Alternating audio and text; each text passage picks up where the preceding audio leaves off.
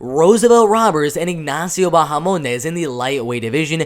The Roosevelt Roberts in this fight with Ignacio Bahamondes, I do think he'll have the speed advantage over Ignacio Bahamondes. He'll have the grappling advantage, he'll have the wrestling advantage. So in this fight, I would say go on the back foot, have Ignacio Bahamondes do what he does and pressure the heck out of you, and then just throw up some really fast strikes and then go down for the takedown, and try to make it more of a grinding, wrestling, and grappling type of decision. But Ignacio Bahamondes does have a 100% takedown defense so far inside the UFC. Now, he did fight Edson Gomez and he did fight John Makdessi, so I mean, that takedown defense doesn't really, it doesn't really mean too much because the guys he faced weren't really the best wrestlers. But I do think Ignacio will defend most of the takedowns from Roosevelt Roberts right here. But if Roosevelt were to win, he needs to have a heavy grappling and wrestling game, because on the feet, Ignacio is going to be a little bit taller, a little bit more lengthy, throws a buttload more volume. I mean, I believe he throws like 7 strikes per minute, compared to Roosevelt, I believe throws like 3.7, 3.8, correct me in the comment section below, but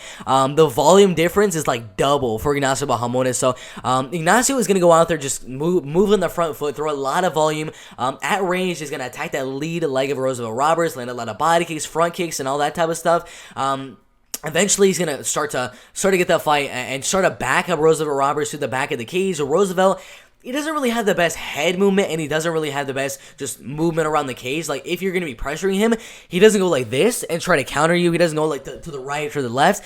He just goes straight backwards. Then when you do that, your back is going to go to the cage eventually, and that's where Ignacio Bahamondes does win the fight, is where your back is to the cage, or he can just start teeing off on you with his strikes. And I do think Ignacio Bahamondes is going to go out there with a heavy volume attack, heavy pressure attack, attacking the lead leg at range, and then eventually getting the fight closer to the back of the cage and just throwing volume, where he will have a significant advantage right there. So it seems like an easy prediction for me. I do think Ignacio Bahamondes is going to pretty much control the fight on the feet, outland Roosevelt Roberts by a lot, because he just throws a lot more strikes. But I do think Roosevelt Roberts does have the wrestling, he does have the grappling.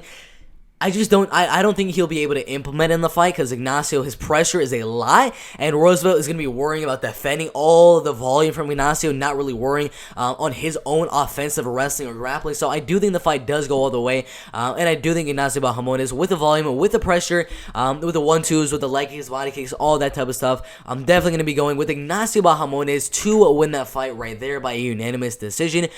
Good fight in the lightweight division right there.